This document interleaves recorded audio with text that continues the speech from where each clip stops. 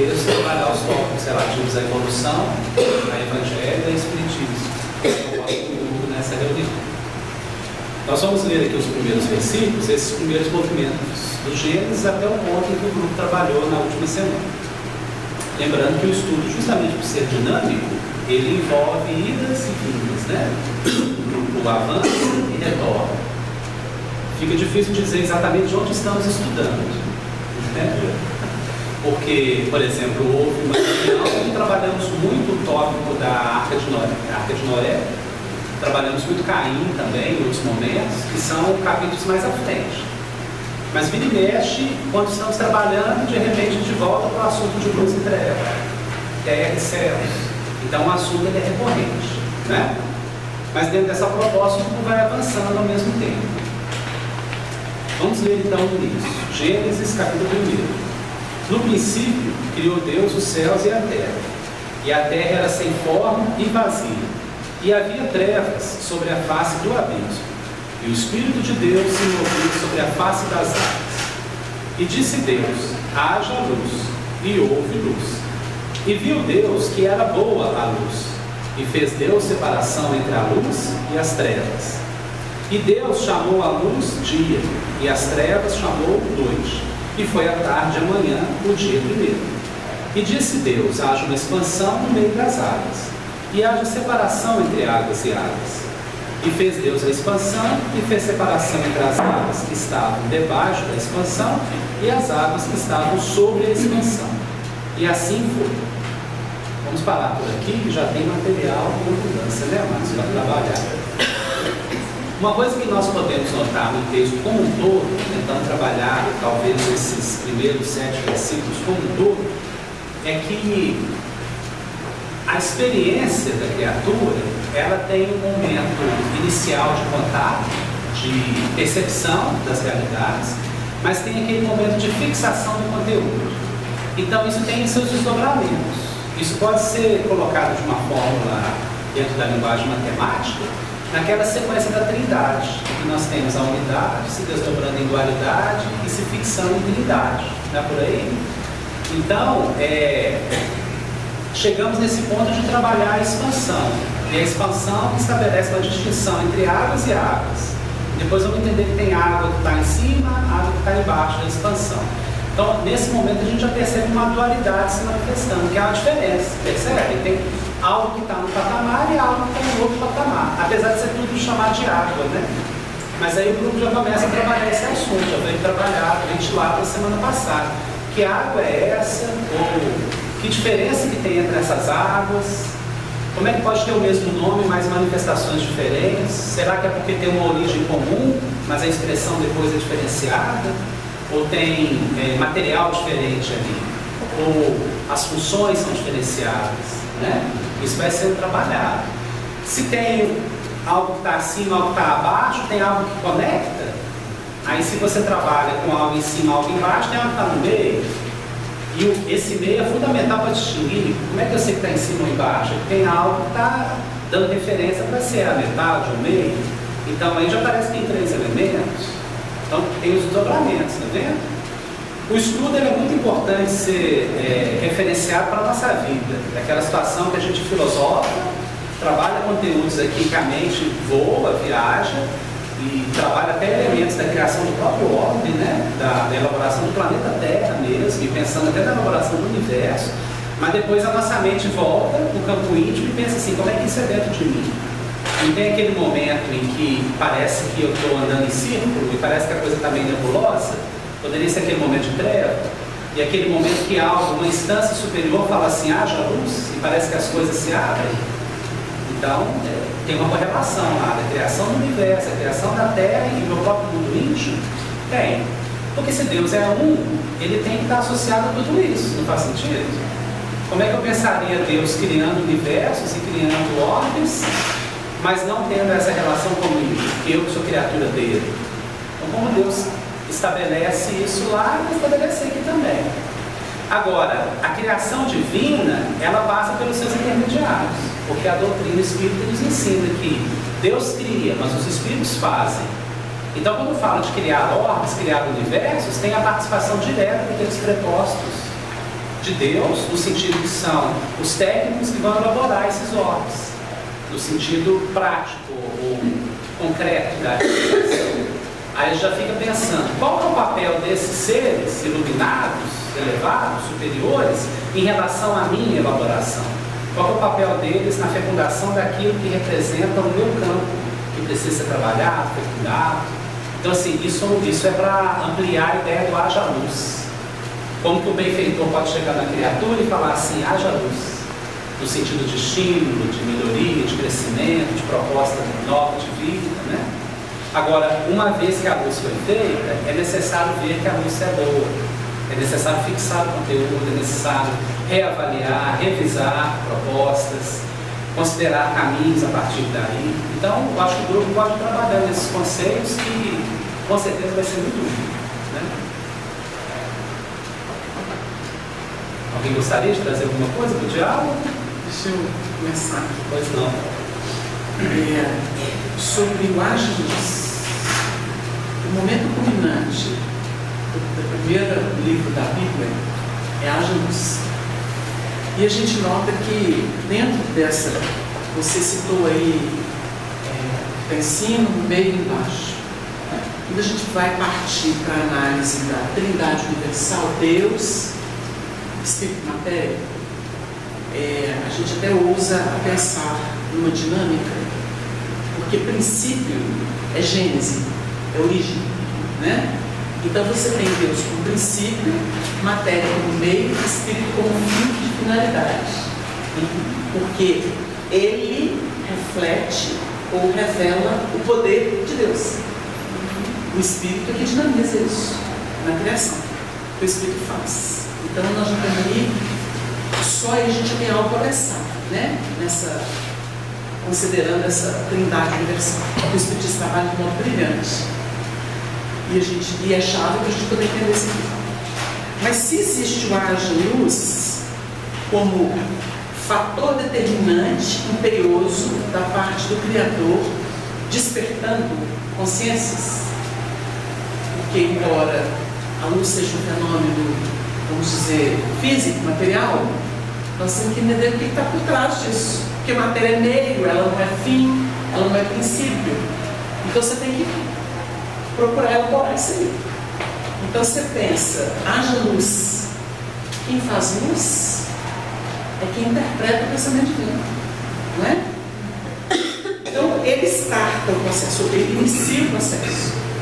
Com haja luz, desperta a consciência. Porque o elemento vai saber quem ele é e vai reconhecer onde que ele faz sua evolução e por que ele faz isso e para onde ele está indo, que é a expansão, a evolução do determinismo divino. Quando a gente considera isso, é muito bonito porque aqui fala do início, entre aspas. Porque você acabou de falar. Se a gente estivesse aqui com uma autoridade da música, a gente falaria assim, existem pautas com as notas. Então você vai trabalhar com as oitavas, né? Então a gente está falando do universo relativo à Terra, de percepção da Terra. Mas anteriormente existia o universo, né? E aí vai, crescendo. E há notas que o nosso ouvido não percebe. Aquém e além, não é? Então você nota exatamente isso, há uma coerência no universo.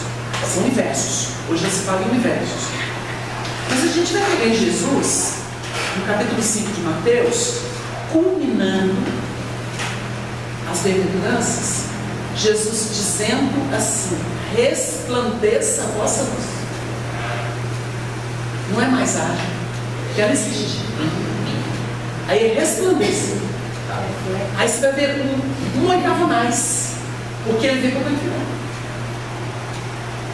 Aí nós fazemos essa conexão, você fala assim: o projeto da evolução. Só para poder jogar um pouquinho de fermento no material. Sim. Quando você fala projeto, a gente pensa na criação de filhos, de crianças, e qualquer assistência que se dê é um ser que está iniciando sua nova reencarnação, né? A criança lá não sabe exatamente o que o adulto consciente, lúcido, está esperando dele, que no futuro ele seja isso. Mas ele já começa a refletir dentro daquela proposta, para lá na frente ele ter lucidez e compreensão daquele projeto. Você não vai dizer para uma criança de 4 anos que espera que ele se torne um grande profissional, que ele cuide da família, que seja um homem de bem, mas você tem que dizer isso de outra forma, né? Está vendo como expande? Tem uma adequação do alunos dessa proposta, né? A lógica permite isso. Sim. Uma coisa interessante de observar, vou até fazer um texto aqui do Clarencio, do Ronazol, do Luiz, mas foi uma citação que ele apresenta. Porque o que vai acontecendo? A partir do momento que a gente vai começando a entender com mais amplitude a dinâmica da vida, a dinâmica da existência, num trabalho que tem como objetivo a transformação profunda do ser, a gente está agindo no meio. Né? E essa ação, naturalmente, ela vai influenciar quem está em torno, desde os seres dotados de compreensão e entendimento como nós, como também seres em condições da retaguarda, seja inteligente, como a gente tem analisado, até os animais que se encontram mais próximos. Quem tem, por exemplo, um animal em casa, não possa ligar, esse animalzinho está debaixo daquele envolvimento, daquela vibração que os familiares apresentam. Ele está sendo humanizado, vamos dizer assim. E lá na frente isso vai ter uma repercussão. Então, olha só, mostrando para nós na dinâmica da vida, a interação entre os seres, as criaturas, dos mais simples que a gente pode imaginar, conceber, até nós, criaturas humanas, dotados de compreensão e entendimento, e entre nós, vamos salientar que a figura de Jesus, que é aqui modelo da humanidade, com todo o arcabouço de recursos que ele nos apresenta. Olha só o que ele nos fala. As correntes centrais da vida partem do Todo-Poderoso e descem a fluxos transubstanciadas de maneira infinita. Da luz suprema até a total e vice-versa, temos o fluxo e o refluxo sobre o Criador, por intermédio de seres incontáveis. Fluxo e refluxo desse refluxo do Criador, através de seres incontáveis. E ele continua falando para a gente. Escalonados em todos os tons do instinto, começa aí, na abordagem dele, em todos os tons do instinto, da inteligência, da razão, da humanidade e da angelitude, que modificam a energia divina de acordo com a graduação do trabalho evolutivo, no meio em que se encontram. A legal da vida está superlotada com milhões de criaturas. Então ele mostra para nós uma interdependência entre todos os seres. E os recursos do Criador chegam para nós. Chegam não só entre os seres mais simples, mas chegam também para a gente. E a gente vai percebendo que nesse processo em que a luz se passa, a gente começa a ter uma responsabilidade maior na nossa própria possibilidade de ação, porque nós estamos interferindo no meio, estamos como que estabelecendo diretrizes vibratórias e se tratando daquele que sentou contra todos nós. Vou pegar um exemplo. Eu posso ter um cachorro e deixar esse cachorro dentro de uma violência que eu trago em mim. Então ele será um animal agressivo, né? A primeira pessoa que chega ele vai avançar e realmente vai ter esse comportamento. Mas eu posso trabalhar esse mesmo animal dentro de um campo da possibilidade. Ele tem um instinto peculiar à estrutura dele, mas eu posso envolver, né, domesticar e fazer desse princípio que está na trajetória evolutiva um cachorro, um animal mais dócil, mais sensível. E isso vai com certeza auxiliar na sua trajetória de aprendizado, né, do princípio inteligente. Então a gente observa como que a luz que se faz, ela vai como que se graduando e nos chamando a uma responsabilidade maior, né? Porque é da lei divina que, a partir do momento que a gente começa a entender essa dinâmica evolutiva, o comportamento nosso, a atitude nossa, tem que refletir essa luz maior, né? Como vai a passar do Evangelho, de modo que a contribuição possa ser positiva. E a compreensão, o entendimento da dinâmica das próprias leis divinas tem nos auxiliado nesse sentido. Não é que nós vamos fazer preocupado em mostrar, não é isso não. Naturalmente, adquirimos o entendimento, deixa eu ser mais paciente, deixa eu ser mais caridoso, deixa eu ser mais atencioso, naturalmente. Porque isso está nos proporcionando uma tranquilidade, um equilíbrio maior e automaticamente repercute no ambiente. Né? Então eu acho bonito a gente, esse entendimento que a doutrina espírita vai nos proporcionando a partir das elucidações e vão chegando. Né? Então, ponto a gente também começar a pensar um pouco do que está sendo trabalhado aqui nesses princípios da gente. Né? Sim. Claro, pode falar. Lá no João tem uma fala de Jesus que ele diz assim: credes em Deus, crede também em mim. E o Honório costumava trabalhar isso, dizendo que o primeiro verbo, ele é abrangente, ele abrange quase que a humanidade. E nós temos modelos, né? Cada qual do seu modo, mas crendo. Poucos não creem, mas tudo creem. Mas aí ele fala, crede também em mim, Cristo. Ou seja, já não é no mesmo verbo de Deus. É no imperativo, né? O segundo é imperativo. E parece que é individual, né? Já não abrange uma coletividade. Mas o que é esse crer no Cristo? Aí eu pego as palavras do Wagner, quando ele falou, resplandeça a vossa luz, né? Eu sou guia e modelo para a humanidade. Se vocês quiserem refletir o Criador, faça como eu fiz, né? Mais ou menos isso. E ele, nós gostava muito de trabalhar a questão lá no Livro dos Espíritos, 536, e a primeira vez que eu ouvi isso, eu fiquei assim, extremamente surpresa e ao mesmo tempo compreendi de alguma forma a essência da vida. Por quê? A questão, eles estão aqui trabalhando sobre os fenômenos da natureza. E na questão B, os espíritos vão colocar uma coisa tão interessante. A pergunta é a seguinte: são devidos a causas fortuitas ou, ao contrário, têm todos um fim providencial? Os grandes fenômenos da natureza, os que se consideram como perturbação dos elementos, aí eles vão falar que tudo tem uma razão de ser e nada acontece sem a permissão de Deus. A questão B é a seguinte: concebemos perfeitamente que a vontade de Deus seja a causa primária, nisto como em tudo. Porém, sabendo que os espíritos exercem ação sobre a matéria e que são os agentes da vontade de Deus, perguntamos se alguns dentre eles não exercerão certa influência sobre os elementos para os agitar, acalmar ou dirigir. Agora, preste atenção na resposta dos espíritos, que é aqui que está a chave, né? Mas, evidentemente, nem poderia ser de outro modo. Deus não exerce ação direta sobre a matéria. Ele encontra agentes dedicados em todos os graus da escala dos mundos.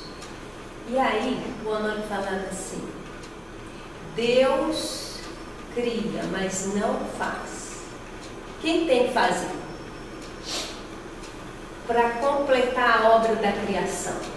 Já que Deus não vai sair da condição, né, de criador para fazer, porque Ele ia nos tirar a possibilidade de ser, Ele é tão magnânimo que Ele é o maior anônimo do universo. Mas, em contrapartida, o Espírito precisa agir, porque senão fica incompleta a natureza. Age, vamos dizer assim, com a mente, possibilita leis, traz a dimensão profunda do que é o universo, que é amor, né? No fundo é amor. Mas precisa dos agentes, que aí o Leão falou da escada, né, evolutiva, né? De vários graus. Precisa dos agentes em todas as dimensões da evolução para pôr mão, engrandeça a vossa luz. Faça algo de bom, porque aí nós estaremos refletindo Deus na nossa pequenez, embora pequenez, participando do contexto daqueles que já acordam, né? Por isso que Jesus falava: eu e o Pai somos um. A lei dele está ali, é o verbo. Eu dou vida a esse verbo, eu faço. Não é isso? O Honório, quando falou isso, a gente fica assim: meu Deus, que coisa bonita. Como é que o filho complementa o pai? A gente percebe isso na parábola do filho pródigo, quando o filho retorna à casa paterna, ele é deparado com o pai ao meio do caminho. O pai já estava esperando por ele. O pai saiu da casa e encontrou ele no meio do caminho. Agora eu fiquei pensando que o Wagner trouxe dentro da Trindade Universal: Deus, matéria e espírito. Vamos colocar assim matéria antes, porque o que ele trouxe é muito importante. Porque é meio. A gente costuma falar Deus, espírito e matéria, claro. Mas a matéria como meio faz muito sentido. E por que o espírito tem esse papel de fim, ou ele cumpre esse espaço de fim, como finalidade? A gente fica pensando que é porque ele tem a característica da inteligência, né? O atributo da inteligência do espírito, né? Só ele tem. Aí a gente pode trabalhar aqueles conceitos que a doutrina ensina sobre a matéria celular, sobre o espírito, e o espírito intelectualiza a matéria, né?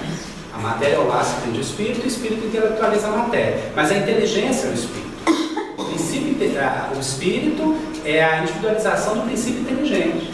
Então, se há inteligência, é essa capacidade de refletir aquilo que Deus, que está no princípio de tudo, emana continuamente, eternamente. No livro Pensamento e Vida, o último capítulo, chamado Amor, traz esse conceito, que o amor puro é o reflexo do Criador em todas as criaturas. E Emmanuel vai trabalhando até de uma forma poética, dizendo assim, que o verme é amado por Deus no solo, no seio da terra. Mas que isso acontece em todas as instâncias, dizendo que a seiva que alimenta as pétalas, alimenta os espinhos também, é a mesma seiva. E que Deus não violenta ninguém, não força ninguém, não constrange, mas estabelece que todos assumam responsabilidades pelos seus atos, pelas suas atitudes. Então Deus vai como que criando uma ambiência para o espírito se desenvolver, e ele pode exercitar a sua inteligência. Até nas faixas primitivas, ou ainda quando ele se expressa apenas como princípio inteligente, não ainda como ser, como individualizado. Porque mesmo como princípio, ele vai agregando,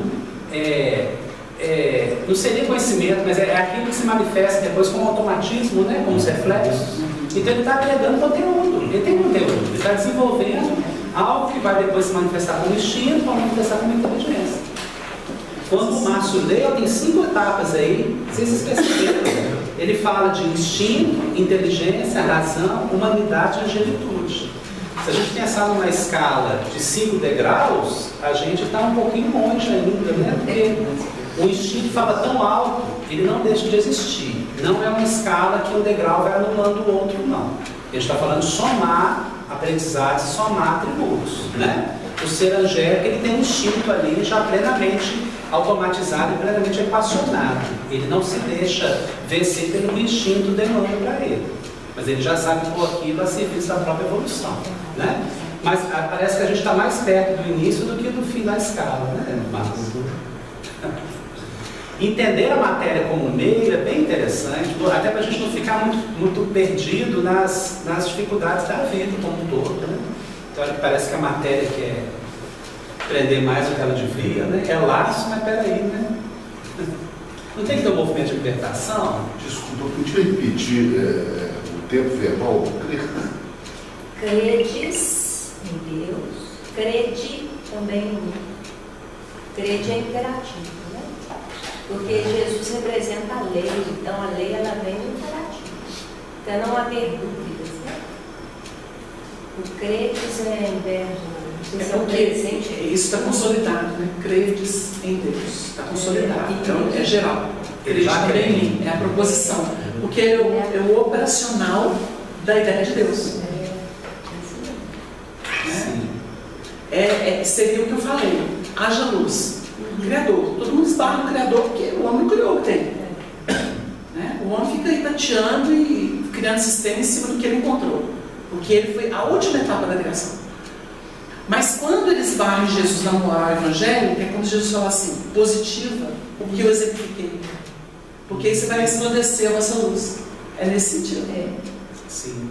Sem a exemplificação de Jesus, a ideia de Deus poderia ser só uma concepção muito bonita, muito bem elaborada, mas parece que está sempre faltando algo. Ela tem que ser sofrida, no sentido de vivenciação, sofrida, de sentir, né? De elaborar.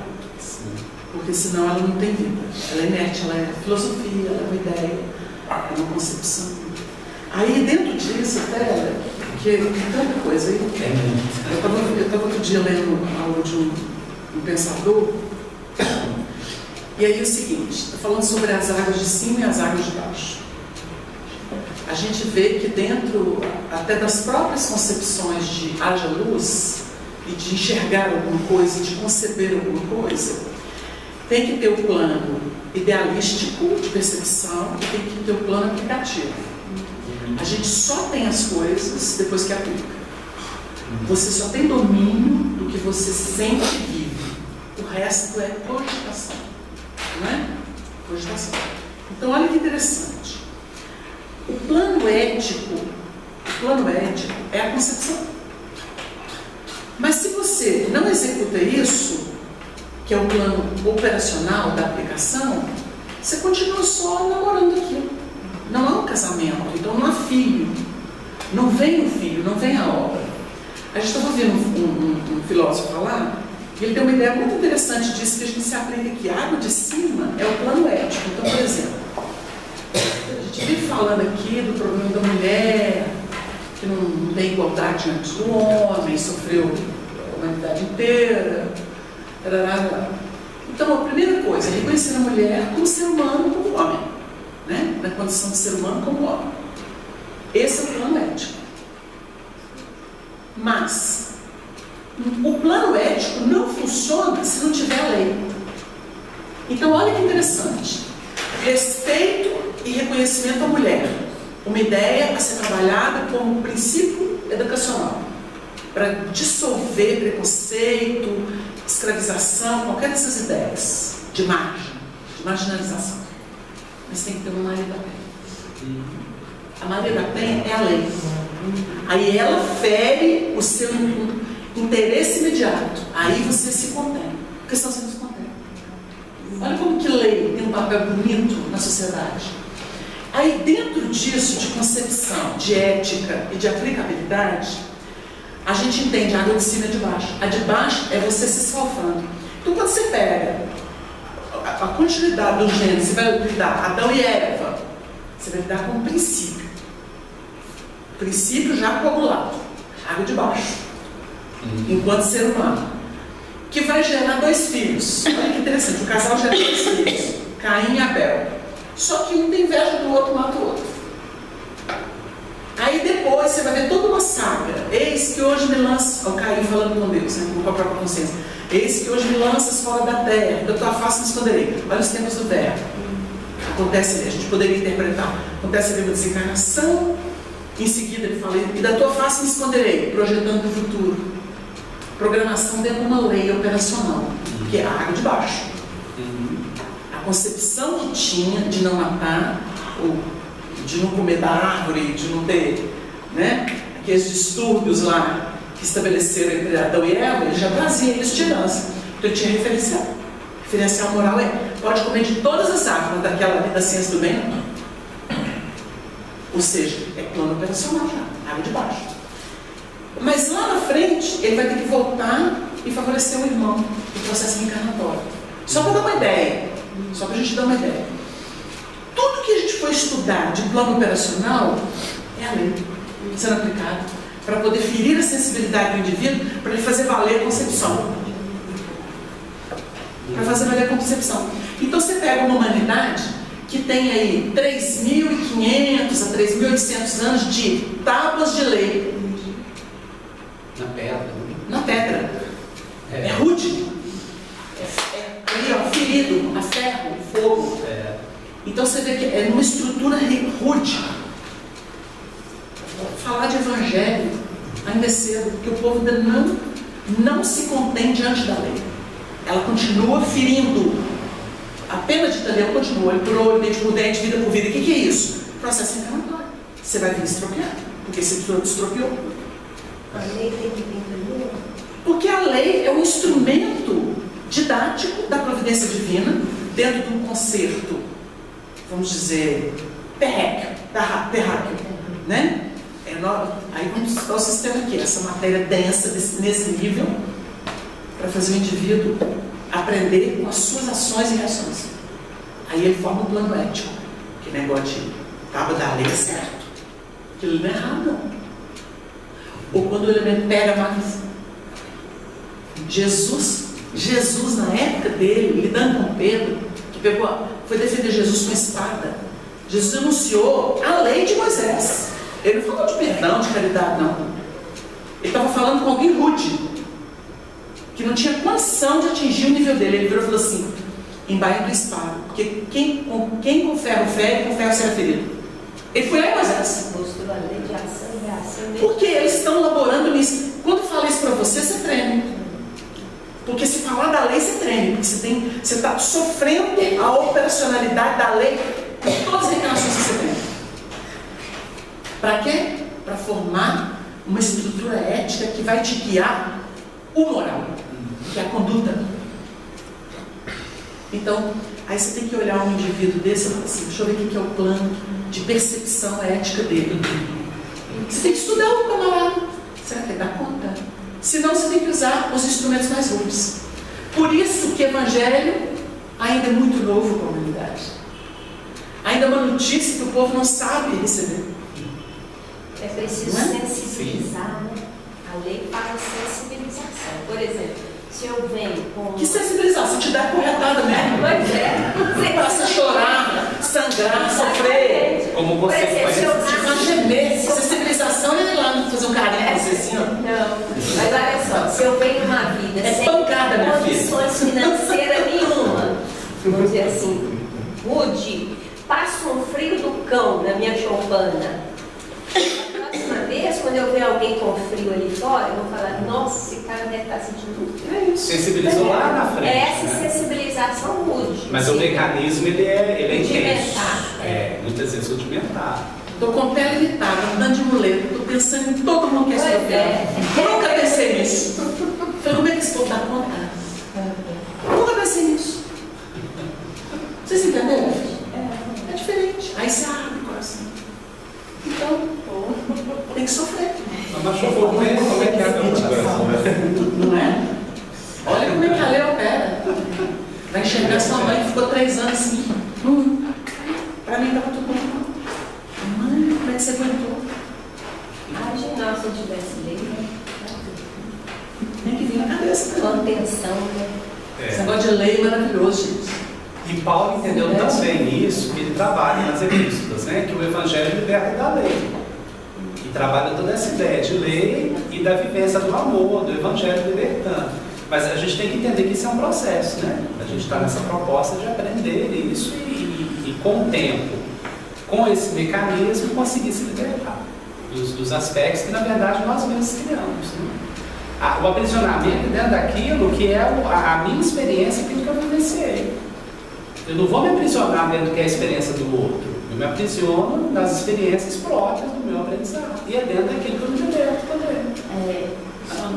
Eu estava ouvindo o Honório hoje, ele estava lembrando quando o Paulo fala que prega em cadeias. E ele pregava melhor em cadeias, porque justamente isso, é o alívio que ele tinha da lei.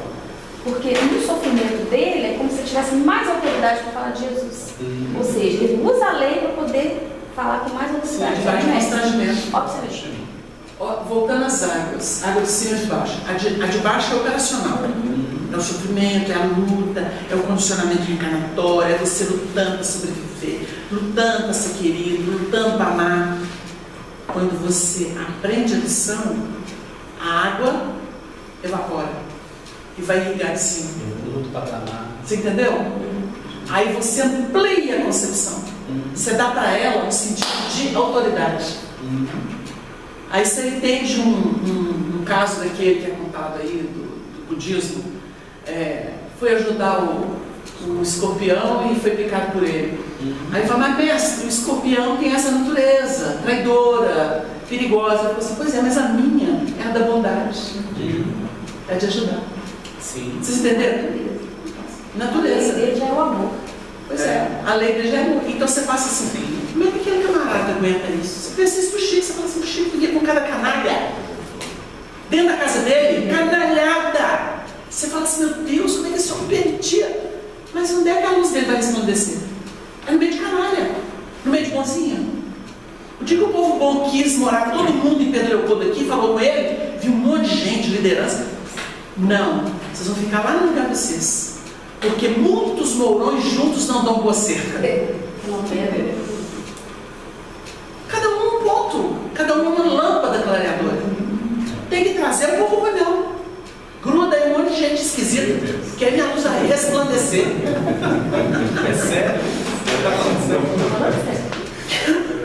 Lembrando do Salomão, nos estudos a respeito das águas de cima e as águas de baixo, ele dá a ideia de que, fazendo uma simulação figurativa de uma cachoeira, né? A cachoeira, ela nutre o manancial.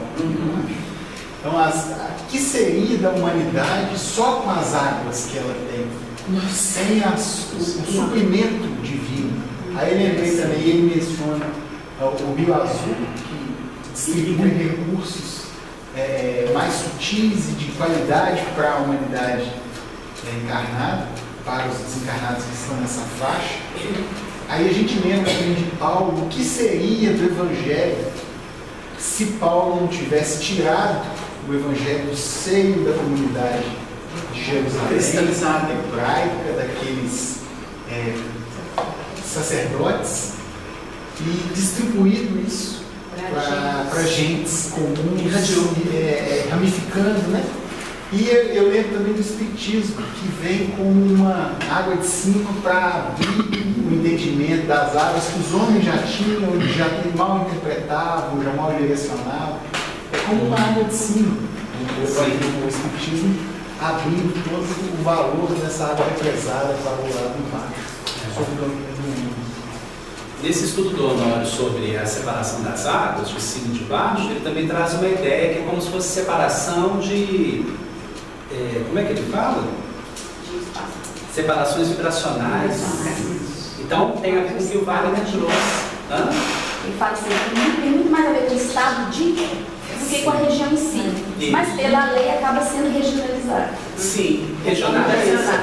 Aí ele faz uma reflexão num certo estudo, assim. É natural que uma cidade que já apresenta uma certa elevação se encontre na atmosfera do planeta, na nossa região superior. Você não vai imaginar uma cidade elevada num ambiente de furna, de trevas.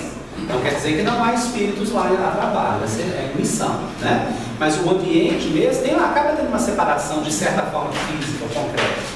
Mas a separação vibratória, ela é clara, né? É perceptível. Na realidade humana é isso. Então a criatura pode estar num ambiente conturbado, mas psiquicamente está equilibrado. Separou fisicamente, separou vibratoriamente. Então é como se Deus falasse assim, cria uma expansão e separa a água de cima da água de baixo. O que o Wagner está trazendo, que a gente está entendendo? É separar aquilo que é o meu conceito da minha aplicação, mas naquele sentido assim que a aplicação bem desenvolvida e com os frutos necessários, aquilo recolhe um produto que como que tem um retorno para aquilo que estava lá em cima, no sentido daquilo que fecundou, porque o espírito se eleva. O espírito que veio, reencarnou e deu testemunho, quando ele retorna, ele está um patamar mais aprimorado. Então parece que a água de cima dele teve um ganho, né? Água mesmo, que aí passa para a água de cima, a cachoeira ele próprio vai se tornar de proveito para baixo, que ainda estão embaixo. Aquela passagem, o que mais tem, mais se dá. Porque quando você começa a abrir o campo da intuição, porque já sugeriram que intuição é um conhecimento prévio de alguma coisa, uma leitura prévia de alguma coisa. Então, quando você amplia o campo da intuição, quanto mais você opera nela, mais você tem. Os horizontes vão se desdobrando. Então a pessoa fala assim, não, você está tirando. Eu disse, nem eu sei. Mas eu sei que tem abundância. Porque o mesquinho, o egoísta, o que conta, até o povo que tem se retirar. Está me vendo? Ele se enterra. É o que pega o talento, que é um só, e enterra. O que tinha 3 e 5, ele multiplica. Porque tem que ser ousado. Um dos princípios que a Nora gostava de falar, que trouxe lá do Egito, é ousar. O outro é calar. Porque se você dá muito palpite, aí você entra no plano da defensiva. O camarada que mais fala, isso está provado até pela psicanálise, né? O elemento que mais fala de outrem, de tudo, na verdade ele está expondo o seu medo. Ele está expondo o seu medo, a sua missão. Você vê uma sociedade brasileira massacrando, não importa qual partido, qual lado, ela está se expondo. É medo que estabelece o quê? As travas, os preconceitos. O medo faz isso. Não é? Então você tem a ignorância e o medo, eles caminham juntos. O Honório falava, e existe na psicologia e quem defenda isso, que a antítese do amor é o medo. É o medo. Porque ele enterra a criatura. Emmanuel fala que o mal é aparente nas sugestões do medo que o tornam momentaneamente palpável. O mal é aparente nas sugestões do medo que o tornam momentaneamente palpável. Então o medo faz surgir o mal. Isso, Porque a criatura se inviabiliza e bloqueia o fluxo da vida. Não é isso? É o que em Humberto de Campos, quando Jesus está dando um ensinamento, ele diz que os homens são mais frágeis e perversos. Já que falou em leis anteriormente, e falou na né, que recebeu os mandamentos, em Êxodo 24, eu encontrei isso aqui, ó: não farás para ti imagem de escultura nem figura alguma de tudo o que há em cima do céu e do que há embaixo na terra, nem de coisa que haja nas águas debaixo da terra. Aí, enquanto vocês estão falando, foi abrindo aqui, que a gente não tem que fazer escultura do Criador, né? Que é contemplação sem obras. Nós temos que colocar em atividade, e só podemos fazer isso na matéria, dos propósitos que vem em cima e que irriga, é a água de cima, né? Irriga a intuição, que o Wagner falou aí há pouco, irriga a inspiração, o que vem do superconsciente. Então, vamos obrar, não cria imagem. Isso é cristalizado. É mais ou menos isso? A gente nota que os grandes problemas do mundo é a interpretação de Deus fechada. Fechada. Aí você cria sistemas, religião é sistema. Você tem o católico, o protestante, o budista, o hinduísta, o maometano, o judaico, até o ateísta. É sistema. Tudo isso é sistema. Aí o que acontece? Você vive no sistema, ele tem uma utilidade nos mundos mais materializados, porque você precisa de um campo restrito para a pessoa se saturar nele e falar assim, não é isso aqui não, e explodir. Ela pula dali, como um átomo carregado que sai de uma camada para outra. Entendeu? Aí ele sai e ainda faz luz. É o que acontece. A lei é a mesma, né? Então, o elemento fica ali, satura. Você está vendo um monte de gente se saturando aí, em várias áreas. Aí o elemento satura. Não é isso não. Isso aqui não me respondeu não. Bate na outra porta. Encontrei o universo. Até se saturar. Nós vemos espíritas que não entenderam o espírito do espiritismo. E que criaram sistemas que estão reproduzindo catolicismo, produzindo protestantismo, reproduzindo orientalismo. Vocês entenderam? Dentro ainda de uma órbita que não se saturou por dentro dele. A gente está vendo um monte de gente disputando cargo, disputando tapete vermelho, quem é mais famoso, quem é mais brilhante. E estão deixando de cultivar aquilo que é mais precioso, que é o interior dele. Está preocupado em assombrar massas em nome de divulgação. Fica todo mundo babando comigo. Eu passo, parece que é uma divindade passando. Está repetindo o orientalismo. Sabe quem gostava disso? Alexandre Magno. Ele foi no Oriente, ele queria virar Deus. Usou o poder para isso. Matou um criminoso, embora famoso. Depois dele, sabe quem foi? O mesmo espírito, César. Júlio César. Júlio César ficava fascinado com o que existia no Oriente e no Ocidente não tinha jeito. O povo de Roma já pensava, tinha república, já tinha bases de raciocínio. O mesmo espírito voltou como Napoleão Bonaparte. Bonaparte fascinava-se com o Egito e com o Oriente. Agora ele vivia depois de iluministas, enciclopedistas. Depois de um Voltaire, de Dervaux. Fica muito difícil.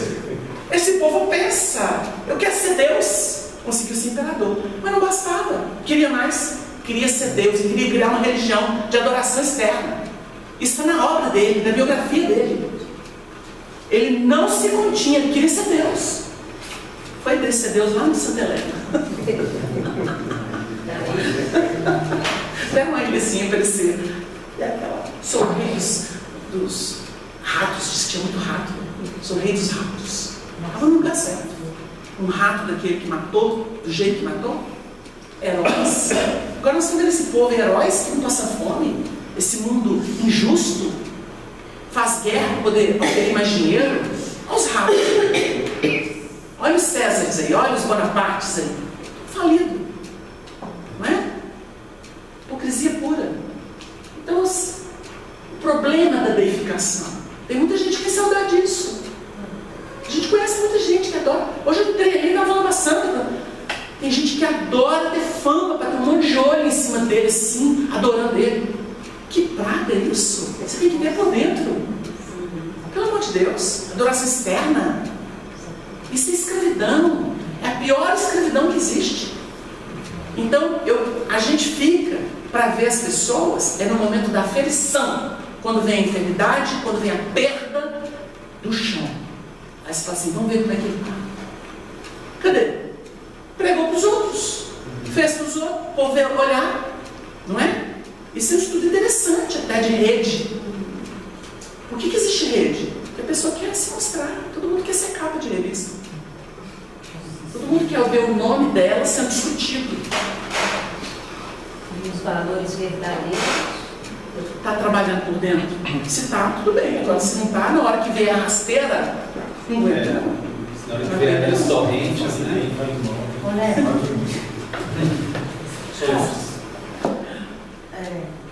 como você perguntou, né? É sobre as águas de cima e as de baixo. Aí eu estava aqui nesse livro que eu te lendo e me chamou a atenção que tinha um parágrafo, as chaves do reino. Um pequeno parágrafo. Aí eu me associei a essas águas de cima, ao homem de bem, as águas de baixo e tudo mais. Quando fala assim, ao mesmo captação, conhecimento, sintonia. E aplicação, revelação, afinidade. Eis o mecanismo da evolução que torna feliz a criatura. Sim. Aí eu fiquei pensando nessas áreas de cima, porque nós temos que ter boa vontade, sair da instintividade, que é o grande inimigo da vontade, né? Nós somos muito instintivos, e fazer aquele esforço, aquele encontro para sintonizar com tudo, com essa água de cima que está à nossa disposição. Para que na aplicação eu possa criar o campo da afinidade com o bem. Sim. É isso? Com certeza. Eu lembro também que Tá certinho.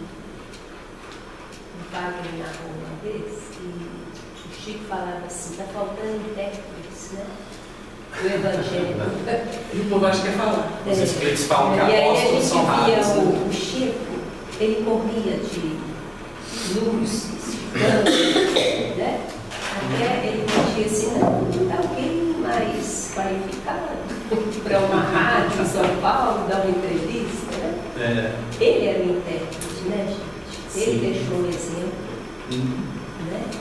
E não tem que ficar fazendo essas... É um intérprete da realização, não é um intérprete da comunicação. Jesus, ele não anotou nada. O intérprete maior da lei de amor foi o que realizou mais. O verdadeiro intérprete é o que executa, que faz, que cocria.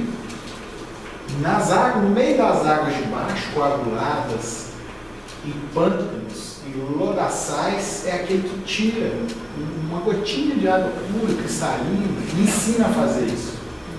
Não é o que fica dizendo da boca, como já se passou há muitos milênios, e ainda tentamos, insistimos em fazer isso, dizer para uma multidão, a teoria. Não.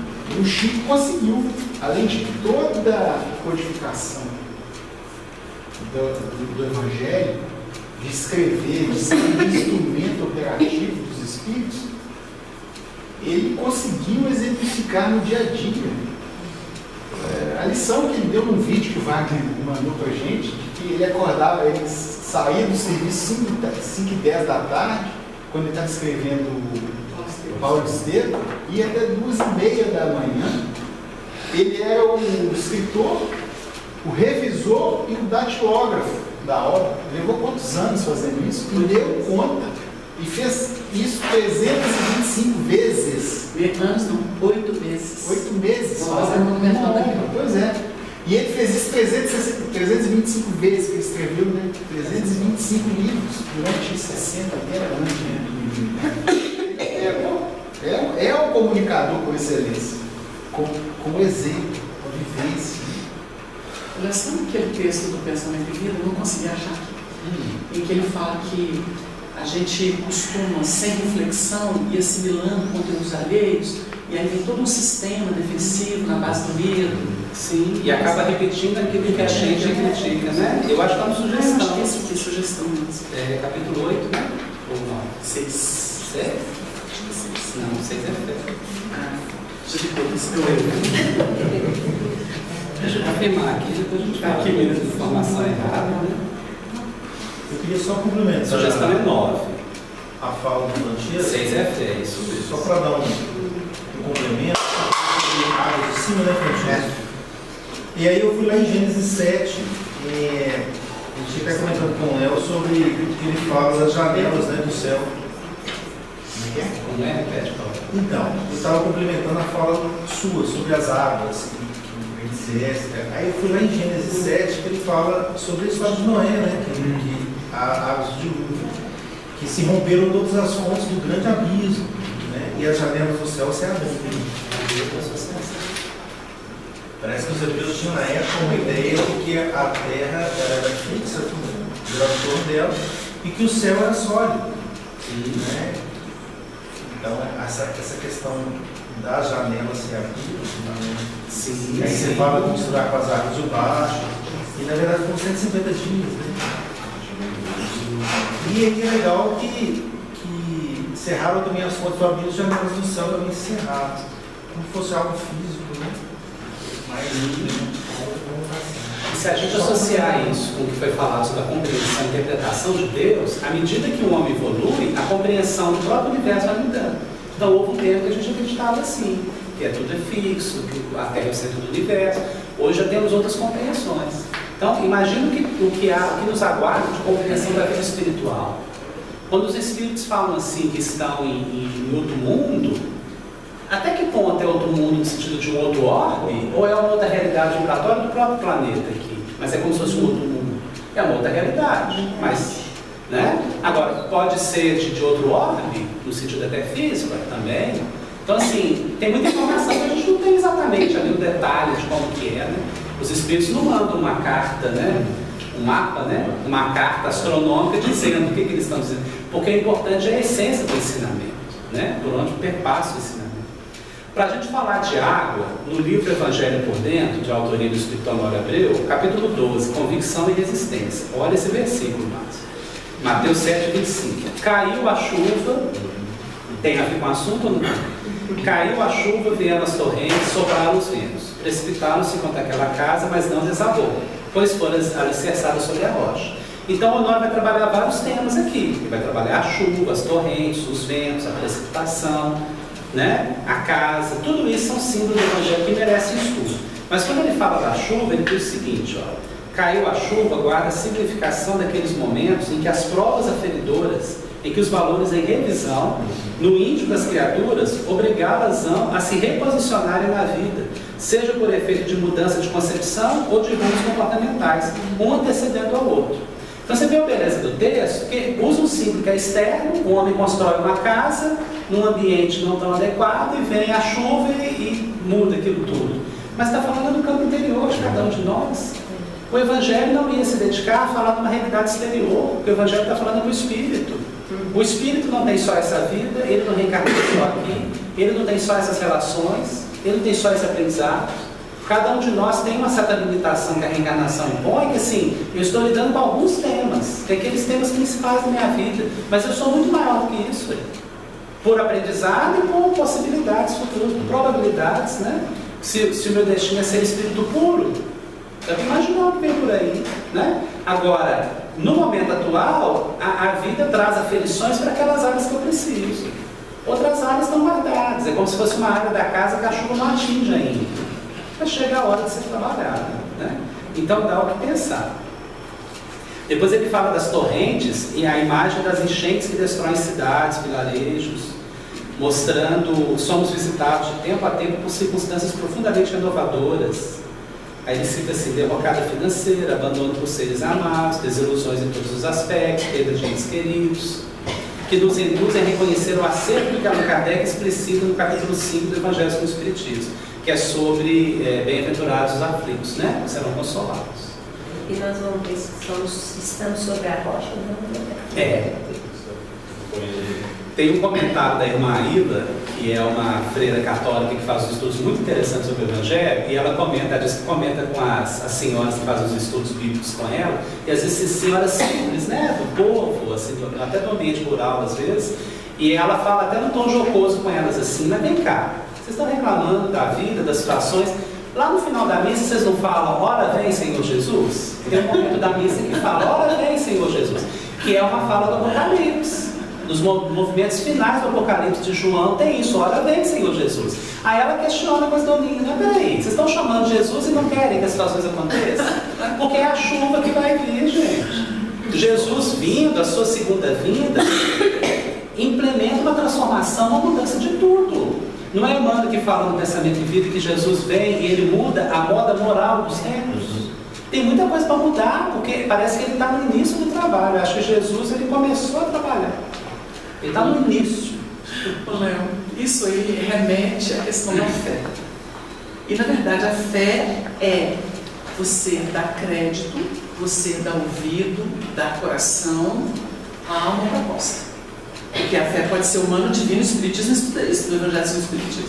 Sim. Mas não estamos lidando aqui com o Evangelho, com Jesus, não existe autoridade maior na Terra.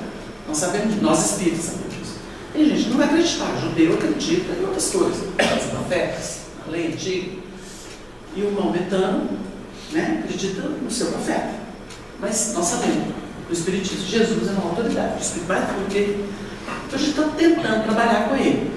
Ao invés de ouvi-lo, ao invés de dar credibilidade à sua mensagem do Evangelho, estudando, deixando que ela se incorpore aos tecidos sutis da alma, a gente fica ouvindo o que não precisa. Não é? Porque o campo horizontal vai saturando a gente. É um mecanismo doloroso e longo de aprendizado, da saturação. Mas a verticalização é pela fé. É pela fé. Que o protestante vai entender, aceitei Jesus, acabou, não teve mais nada. Doce ilusão. Não é? Porque o barco foi salvo de sobrar, ele não vai ter que chegar no porto? Vai ter que chegar. E ele vai ter que remar para fazer o barco chegar no porto. Vai esperando Jesus para ele ver, que vai remar para ele. Então, olha que interessante. O Emmanuel, no capítulo 20, hábito, é esse aqui, Sim. ele diz assim, com naturais exceções, olha o nosso problema. Todos adquirimos o costume de consumir os pensamentos alheios pela reflexão automática. Sabe a pessoa que, não importa o que seja, está comendo. Nem olha para comer, está comendo. É uma engorda infeliz, né? Faça um pouco, esses bichinhos cevados, né? No plano das ideias, dos pensamentos. E em razão disso, exageramos as nossas necessidades. A Du inventa de ter um casaco de pele. Aí eu sou vizinho dela, ela fala assim, não é metida com casaco de pele, tem que ter dois. Não é assim? É assim que acontece. Apartando-nos da simplicidade com que nos seria fácil erguer uma vida melhor. Aí vem alguém e fala assim, pra que dois casacos de pele? Aqui nem faz frio. Ah, mas um ventinho que der, eu coloco e todo mundo vai ver que eu tenho. Mas pra quê? O importante é você não ter aqui dentro de casa. Não gosto de mim, não gosto de... Ah, mas isso não basta. Olha que esse cara ficou para trás. Presta atenção. O Arnaldo hoje tem mais ou menos. Estou ajudando ele. E formamos em torno delas todo um sistema defensivo à base de crueldade. Olha o que eu estou ensinando. Ai, dinheiro para comprar aquilo que eu tanto queria? Ah, vou dar um jeitinho. Aí começam as falcatruas, não é assim? Lá no serviço com umas notas, lá, uma hora desaparecem algumas. Qual que é o problema? Todo dia corre nota lá. Ninguém vai saber explicar. Não é assim? Aí o furto chega, o desvio, a corrupção. Nós não estamos no país da corrupção? Não é só aqui não, gente. Na Inglaterra também tem corrupção. Menor, mais controlada, mas tem. Porque é do ser humano. Sabe por quê? A maioria que está aqui era europeu. Nós somos vistos da Europa para o Brasil. Não adianta nem falar que é Brasil. Né? O brasileiro fala mal do Brasil porque ele adora a Europa. Veio de lá, tem saudade.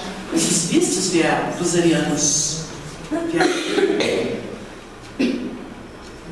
E formamos em torno delas um sistema defensivo à base de crueldade, com o qual ferimos o próximo, dilacerando consequentemente a nós mesmos. Não adianta, eu não faço contra ninguém, eu faço contra mim. Porque é lei do destino, a cada um segundo as próprias obras. Lei divina. E a gente presta atenção no jogo vaidoso e iludido da terra. Aí ele continua. Estruturamos assim complicado mecanismo de cautela e desconfiança. O outro vem aqui me dá um abracinho. Será? Aquele não me abraçar. Está de olho no que eu tenho aqui em casa. Vem que vigiar minha casa. Vem que vê se eu tenho as coisinhas que, sei lá, o que ele tem. Entendeu? Ou a pessoa vem fraternando, me dá um abraço assim. Está de olho em mim. Há muito tempo que eu desconfio dessa entidade ali, que nada, está doido para me pegar. Não é isso? Por aí. E aí vem cautela e desconfiança, para além da justa preservação. Porque não tem um instinto natural de preservação? O povo falava assim, vou dar uma ideia. Gente, seu Honório era maravilhoso enquanto espírito, tinha família, recebia em casa, fazia café, chama todo mundo, era uma gracinha de fraternidade, não é essa? Nossa, a gente sabe, muita gente aqui sabe. Mas engraçado, a gente não conseguia entrar na intimidade dele. Você conseguia chegar lá e falar assim, ô, não, deixa eu sentar com você aqui, como é que está a sua vida aí com a Nilza? Quanto que você ganha? Ninguém tinha coragem. Porque isso é preservação natural. É a minha individualidade. Auto-lar. Eu costumo brincar, eu falo assim, eu sou mais regateira, né? Eu digo assim, aqui a gente ouve de tudo, o povo vem, pega, faz, joga pra cima, embala e tal. Eu nunca vi ninguém fazer isso com o Márcio. Porque ele sabe se preservar. Aí uma vez uma amiga do América falou assim, tudo que você tiver falando no grupo, você fala com o Márcio fala. O Márcio tem energia do Honório. Então é assim que você vai fazer. Mas eu não estou competindo, não, porque tem bom senso. E ele não é marionete, porque ele tem personalidade. Mas eu não vejo ninguém repudiando com o Márcio. Não é engraçado? A autoridade moral. A pessoa tem. Já trabalhou, não é cabelo não. Tem criança que você chega, não dá para ficar tripudiando toda não. É engraçado, uma pessoa em paz. Eu fui da festa, né? Bueno. Olha que interessante a reflexão. Além da justa preservação, retendo apaixonadamente a paixão. O instinto da posse, e com o instinto da posse criamos os reflexos do egoísmo e do orgulho, da vaidade e do medo. Os reflexos dele, né? É meu. Seu? Nem seu filho é seu. Nem o corpo. Você não sabe se no minuto seguinte você vai ter uma coisa que você vai arrastar no chão com uma cobra e desencarnar. Não sabe. A gente não sabe. Não é? Olha quanta história mostra isso pra gente. Então, olha como é que nasce os problemas, os sistemas personalistas, com base no exagero de conduta. Não é? Só para lembrar. isso que você está falando, fez lembrar do Honório falando, de que a pessoa que está num nível de confiança em Deus, mais equilibrado, não uma confiança cega, não, mas ele sabe que Deus vai trazer tudo a seu tempo, ela não precisa preocupar como é que ela vai resolver os problemas, não é que ela vai ser irresponsável, não. Mas aquilo que ela não encontra a solução, ela sabe que Deus vai dar direitinho a solução. Às vezes ela não vai saber de onde vem, mas chega na hora certa, só ela fala isso. Eu acho que ele está falando dele mesmo, durante o estudo, sabe? Eu não falo que é dele, mas eu tenho para mim que é dele, porque ele devia passar muito por isso. O Honório lembrou o episódio que aconteceu com o Pedro. O Pedro estava com o Tiago, que era companheiro da Casa do Caminho, e com o Paulo, que estava divulgando o Evangelho. E os dois espremeram Pedro. Resolve aí o problema de formalidade religiosa, que era a circuncisão. O Paulo defendendo o gentio que tinha direito a estudar o Evangelho, e se preciso circuncidar-se para poder estudar o Evangelho. E o outro falou assim, tem que seguir a rigidez da lei judaica. O Pedro olhou para um e para o outro e falou assim, duas pérolas para Jesus. Um trabalhando judeu, outro trabalhando gentio. Todos são filhos de Deus, o que eu faço? Ficou encurralado. Aí ele entrou nesse plano do Honório. O que ele fez? Buscou a fonte. Ô Senhor, quem sou eu? Estou aqui emparedado. Aí diz ele que vem a imagem na cabeça dele da cruz. Duas linhas perfeitas conjugadas. Equilíbrio. Não podia desprezar nenhum outro. Ficou em silêncio. Era hora de calar, né? Era hora de calar. Não deixou o instinto de preservação. Não defendeu nem o Tiago que estava com ele no tempo lá, trazendo dinheirinho do judeu para poder manter os loucos, as viúvas. E era importante porque no momento em que eles foram, que os hebreus eles quase destruíram a Casa do Caminho, eles não fizeram levar a cabo por causa de Tiago. Exatamente. A dificuldade de Pedro era isso. Não, ele era o fiel da balança com os hebreus mesmo. O sangue velho e sangue novo, eu não posso desprezar nenhum. Não é isso? Calou. Por muito tempo ele não foi compreendido. Lá na frente, depois de quase 30 anos de pregação, tanto Tiago vai esperar Paulo no porto, que estava sendo levado a Roma. Os dois se encontraram quebrados e velhos, se abraçaram. Com amor, o tempo resolveu. Porque a prudência. Está vendo? A prudência e a salvação. Um pouco mais atrás. Mas como é que você explicaria o que é usar no bem? É quando você não tem o terreno firme ou a visão clara da coisa e fala assim, Senhor, estou indo. O Pedro fez isso. Não vou ser compreendido. Mas se eu falar alguma coisa, eu vou romper o cristianismo, a harmonia do cristianismo. Eu vou me calar. Vou esperar as peças se ajustarem no tempo. Achar, isso é usar. Ousar pode ser ter que falar muito. Então agora é minha hora de me apresentar, de falar, talvez não seja. Paulo diante do Nero, aproveitou para pregar para ele. Ah, sim, nessa hora. Custou-lhe o pescoço. Tem a hora mas ele pregou, porque ele impregnou uma alma. Testemunhou Cristo. Né? Tá certo. É porque tem aquela ousadia que é a do calar-se, né? Nesse sentido, que nem sempre é a hora de falar. Nem sempre. Mas também não pode ficar mudo. Aí vem o discernimento, né, gente? E as águas de cima ajudam, né? Ele socorreu-se das águas de cima. Porque a de baixo estava complicadinha. Tinha duas tsunamis. A resultante disso vai ser bom. Quando você trouxe a questão dos arianos, aí a gente, pensando nos 4 rios que saem do Jardim do Éden, tem toda essa relação, inclusive, de Caim, da expressão de Caim com o grupo dos arianos. Né? Podemos perceber isso. É como se falasse que a nossa sociedade toda está trabalhando os temas de Caim até hoje. A gente está preso ou vinculado, precisando revisar esse assunto e a gente ainda não esgotou o tema. Tudo que está envolvido com carinho, ciúme, inveja, desejo de posse, interesse pessoal, é a nossa história aqui do mundo ocidental. É isso mesmo. Né? Agora, voltando ao versículo o 6 e o 7. Haja uma expansão no meio das águas. Eu fiquei presa nessa expansão, Expansão dá a impressão que é algo que vai se abrindo, né? Que vai saindo das margens, vai se ampliando, né? E essa expansão me lembra muito o consciente. Porque as águas de cima olhando dentro do prisma interno, né? As águas de cima como superconsciente que chega para dar novos direcionamentos, ampliar o potencial do ser, e as águas de baixo, que é a concretude, então acho que é meio na expansão que é a concretude, que é de baixo, pode ser do subconsciente, não é? O que eu estou querendo dizer? Que nós vamos sempre lidar com a água de cima e com a de baixo. Mesmo lá no supremo da evolução. Por quê?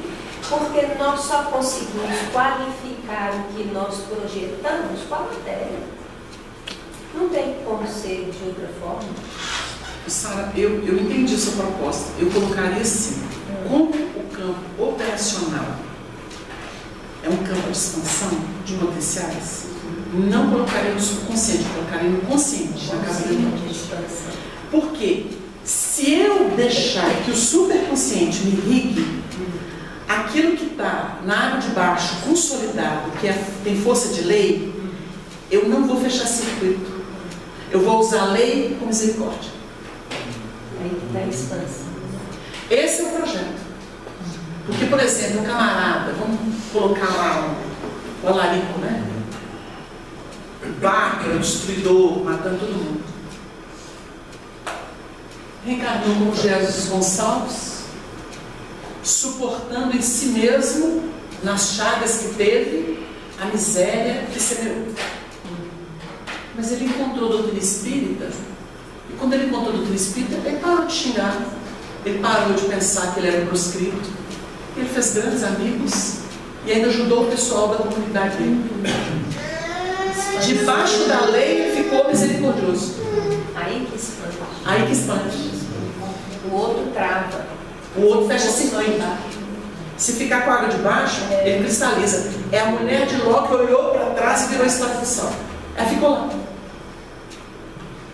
E aí eu queria só trazer a fala de Lísias em Nosso Lar sobre a nossa água. Porque a água de cima é a sutilidade do fluido. Porque a grande água é o oceano que nós estamos mergulhados, que é o fluido cósmico universal. E é nele que a gente brilha, não é? Então a água de cima, no meu entender, é algo mais fluídico e etéreo do que a água de baixo, que é concreta, né? Aí ele fala da nossa água dizendo assim, ó, a água é veículo dos mais poderosos para os fluidos de qualquer natureza.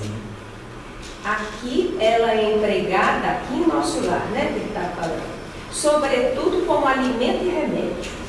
Há repartições no Ministério do Auxílio absolutamente consagrados à manipulação da água pura, com certos princípios suscetíveis de serem captados na luz do sol e no magnetismo espiritual. A água no mundo, meu amigo, não somente carrega os resíduos dos corpos, mas também as expressões de nossa vida mental. Olha que coisa bonita. Elemento psíquico. A água e outra fala que eu achei interessantíssima. A água significa o sangue do organismo terrestre. Irriga, flui. É assim. Se para essa água, o que acontece? Atrai germes patológicos. E se para o sangue da humanidade, que é a água? Entendeu? Como é que vai correr a seiva que vem sangue? Ela só não para porque ela se renova, né? Mas que ela é intoxicada, ela é. Tem muita gente que bebe água contaminada. Imagina os países de guerra, os ambientes, as casas onde existe muito ódio. A água é magnetizada com aquele ódio. Então as pessoas estão em expiação. Por isso que eu falo que a lei opera em tudo, até no meio ambiente. Aí você fala assim, mas o Brasil, então, com esse problema todo que está vivendo, está tomando o veneno que aceitou. Porque ao invés da gente avançar para além dos padrões de vício que a gente assistiu no mundo, e olha que o contingente que foi habitar o país é um contingente falido da Europa e da Ásia. Você pega esse contingente que misturou com os simples e com o povo sofrido que já estava em expiação, que veio da África, né? Um canto de 3 raças, simbolicamente. Aí você pega esses espíritos, o que eles deveriam fazer? Eles ficaram só no subconsciente, só na água de baixo. Então, cristalizou um sistema. Nós tivemos investimento, segundo os espíritos, até Dom Pedro II, o alto que governava o Brasil. Mas ali, quando se resolveu proclamar a república, no Tata, porque nós tínhamos um republicano, não era nem imperador, historicamente se reconhece isso. Quando eles decidiram assim, não, vamos banir esse cara, baniu como um cachorro, um homem que foi um pai para a nação, baniu como um cachorro. A França o adotou e deu para ele o que o Brasil não deu. Ele tinha saudade aqui, porque ele era filho do país, legítimo. Então ele desencarnou lá com todas as glórias dos europeus que reconheceram nele, um homem à frente do seu tempo. E o Brasil cuspiu. Os intelectuais aqui assumiram a república. O que eles fizeram? Agora eles vão aprender com eles mesmos. Saiu. Aí nós estamos vivendo essa porcaria. Nós estamos vivendo essa porcaria. De um tento. É importante informar, né? No período militar, em 67, eles quiseram entregar o poder aos descendentes de Pedro II. Mas não estão falando dos descendentes que não tem o tamanho deles, né? O exército, ele se redimiu deste grande erro, né? A primeira revolução, né? O primeiro golpe, né? O único golpe, né? Que foi votado pela República, ele tentou se redimir em 67, e não foi aceito, ele teve um período muito bom, né? São histórias, né, gente? Sair do 49º PIB para o 7º PIB em 21 anos.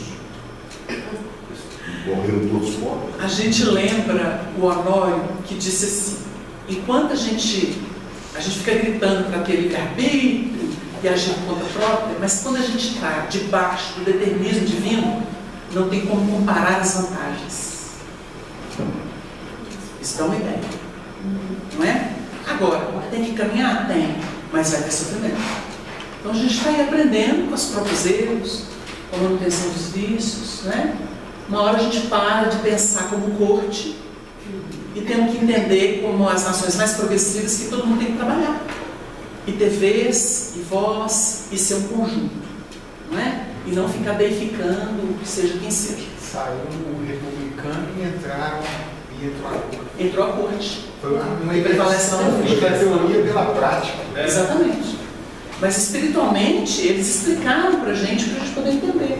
Né? Agora nós temos muita gente complicada aqui, egresso de muitos vícios históricos, porque a história da humanidade é muito sangrenta, né? Ela é muito cruel, escravagista, né? Preconceituosa. Então, é aquela questão da ignorância e do medo.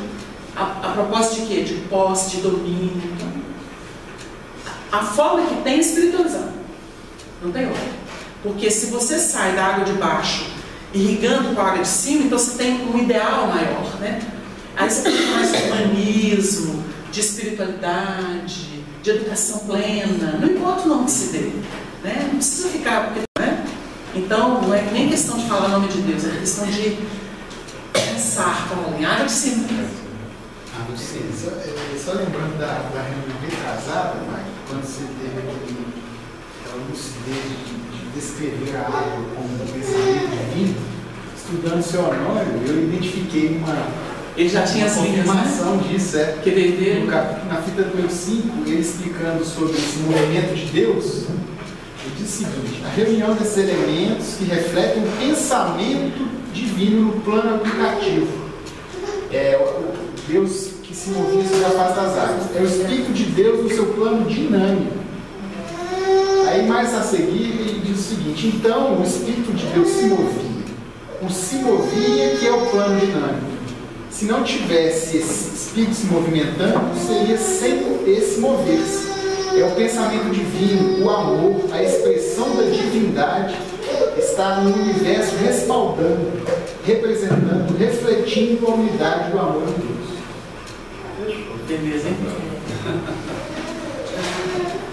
Parece que a gente anda e volta para os mesmos pontos, né? A gente queria trazer aqui para encerrar. Não subiu, senão aquele que desceu. Tem que descer. Porque a gente foi lá na água, na expansão, mas tem uma referência que fala sobre a luz e a iluminação. Então, no livro Consolador, o Consolador tem um item que se chama iluminação. São várias questões sobre o tópico. A questão 238, olha a pergunta que foi feita para Emmanuel. Para acelerar o esforço de iluminação, a humanidade necessitará de determinadas inovações religiosas. Porque frente a tudo isso, até o que foi discutido, a gente pode ter essa ilusão. Tem que inovar, tem que criar algo novo, tem que ter algo diferente, para ver se o haja luz se faz. Parece que é dessa luz que não está aparecendo, né? E a gente comenta que evangelho significa boa nova, foi trazido aqui hoje, é boa notícia, é aquilo que é novo. Então, se você perguntar assim, o que há de novo no mundo? Não há nada de novo, porque o evangelho, que é a novidade, ainda não foi assimilado, né? Olha o que Emmanuel responde. Toda inovação é indispensável, mesmo porque a lição do Senhor ainda não foi compreendida. A cristianização das almas humanas ainda não foi além da primeira etapa. Alguns séculos antes de Jesus, o plano espiritual pela boca dos profetas exortava o homem do mundo ao conhecimento de si mesmo. O Evangelho é a luz interior dessa edificação. Então, quando a gente trabalha lá no Antigo Testamento haja luz, mas os Espíritos vêm dizendo que o Evangelho é a luz interior dessa edificação, é como que se, com o exemplo de Jesus, o haja luz ele se torna mais palpável ou concreto para a nossa realidade, né?